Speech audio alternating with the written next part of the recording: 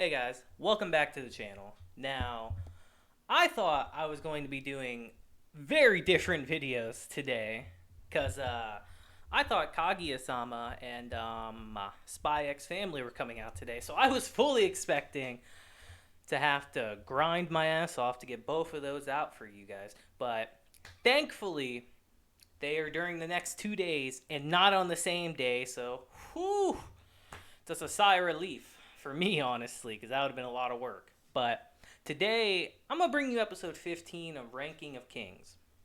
Now, I'll be transparent. This episode, not really that much happened. But we did get some very good development for Domas, actually.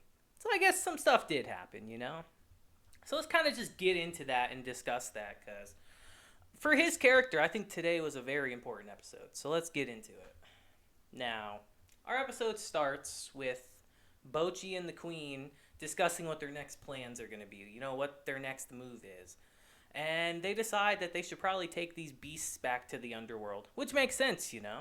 They just freed them from their mind control and all that, so. And they want to get them back home, but they also don't want to have to deal with them again if they fall back under control. So they decide to take them back to the underworld. And Dorsch actually says to Bojji that we have to hurry because Domas and Hokuro are about to destroy the gateway to there. And when Bojji hears that, he kind of panics a little bit, because if you think about it, it makes perfect sense, because Bojji is still traumatized from what happened with Domas earlier in the season. He did attempt to kill him, after all, someone he trusted a great deal.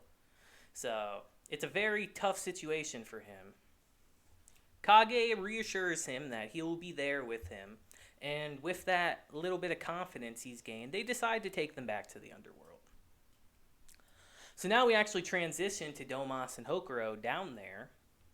And you know, they still have their plans from King Boss. They're still planning to destroy it. But who should they run into while they're down there? The guards of the underworld. And not just one or two, the whole platoon.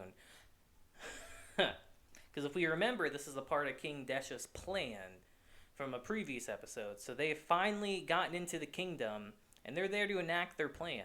Now, Domas and Hokuro, they don't know what's going on. So to them, this is just a hostile takeover. So Domas starts freaking out, saying he's going to defend the kingdom. And they get into kind of a scrap. And they're not taking Domas seriously, you know? For all the messed up things he's done, this episode really showcases that Domas is a very strong warrior and has earned his place as the big four of Boss's kingdom. Because I'd argue he puts up a hell of a fight. You know, he actually takes out the first wave of people, which is very impressive when he's just by himself. His strong style is nothing to be, is nothing to laugh at, you know? He puts up a hell of a fight. That is, until King Desha himself shows up. And he starts explaining to them a bit of why they're there. And he asks him, like, what are you here for, kid? Like, what are you here for? And Domas explains that he has to protect the kingdom, which of course he would.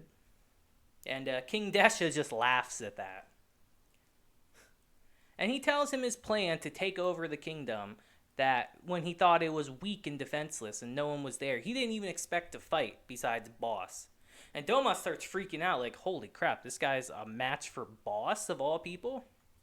So they square up with each other. And it's a very tense scene. See, now Domas got a little overconfident. He's trying to read King Desha, but King Desha is no fool.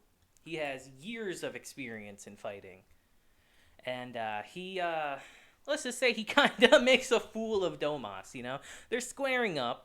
And his movements are a little weird, unnatural, very different, and Domas wasn't expecting it. So he actually feints him out and then kicks him in the balls. And he's just standing over him, laughing his ass off about it. As you would. I know, such a proud warrior's Domas on the floor gripping his balls. I'd probably start laughing too.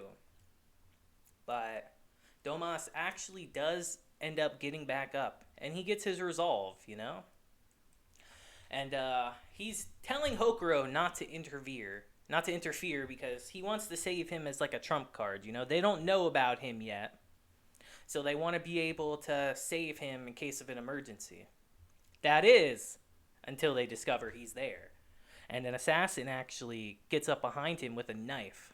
So now they're in a tense stalemate. Domas is fighting King Desha, but he doesn't have a chance to win, and Hokuro is incapacitated. That is, until our boy Bojji shows up, with the help of Gigon, who, man, it's kind of crazy that he kind of joined their sides, but he's incredibly helpful because instead of them having to waste time going down all those stairs, they just jump straight down. And now the real fight ensues with King Desha's second forces and Gigon. And Gigon's putting up a hell of a fight, but he's very outnumbered. So, Bojji actually has to step in and do something. But seeing Domas again, he freaks out. He can't handle it. It's like I said earlier in the episode, guys. Like, he trusted Domas to an extreme. This was one of the only people in the kingdom he actually trusted, put his faith in. And he betrayed him. He tried to kill him.